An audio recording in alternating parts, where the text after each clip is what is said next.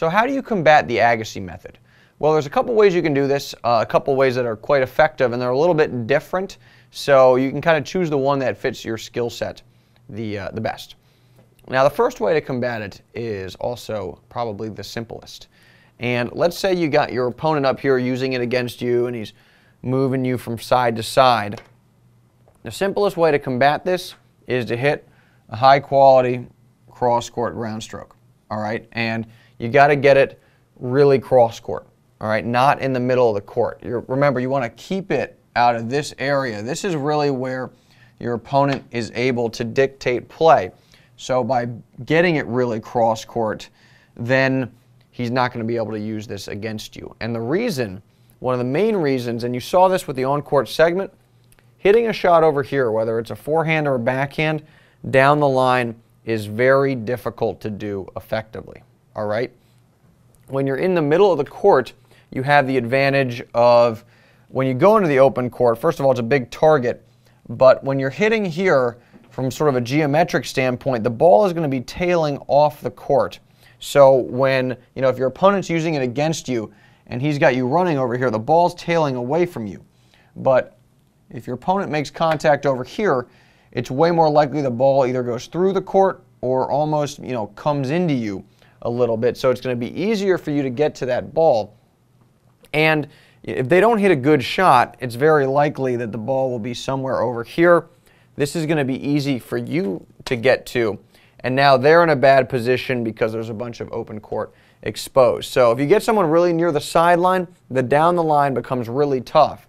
Now, if you have a great down the line backhand or forehand, or your opponent does, then they might be able to pull this off. One of the reasons Djokovic is so tough, and somebody like Agassi or Davydenko, they can pull this off consistently. All right, so that's one of the reasons that they are so good. But at the rec level, it's really going to be this area of the court, the middle of the court, where this play is viable. And if you get it cross-court here, the correct play for your opponent and for you is to send it back cross-court, but obviously that resets the rally there. So that's the first way to neutralize the agassi method, to get out of it. Now, the second is to push your opponent back, get them off the baseline. Because remember, the agassi method is effective because your opponent is taking time away from you. So they really have to stand up on the baseline to make this play work. And you saw with the gauntlet, right? When you were doing the gauntlet exercise, you were chilling in this area of the court, and you were not allowed to back up behind the baseline. And with the agassi method, it's kind of the same thing. Like, imagine you're standing behind the baseline, but what if you move the baseline back a couple feet, right? And we just create an imaginary baseline there. Well, when you do the agassi method, you're not really allowed to back up behind this imaginary baseline. You have to stay up, because otherwise you're giving your opponent too much time to get back into good position. So the principle here is that, this was the gauntlet, and gauntlet. It's always dicey. Just word of advice, if you're ever on camera, don't spell on camera, don't do math on camera. It can get ugly very quickly. So I think I pulled that off. But with the gauntlet here, you saw how you lost control over your ability to manage certain factors. And what I mean by that is, when you're doing the gauntlet here, you can't really control your strike zone. And you can't really mitigate the trajectory of the ball, right?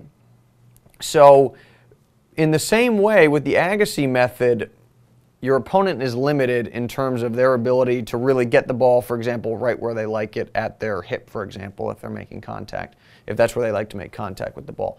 So where I'm going is, if you're getting pulled side to side, start throwing in, for example, some high trajectory balls, okay?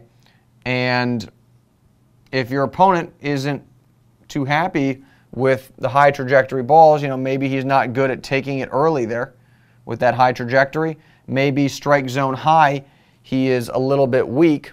So two things are going to happen. One, he's either going to try and stay there and he's going to make some mistakes, or maybe hit a short ball or not hit quality balls to the open court so you'll be able to get to it.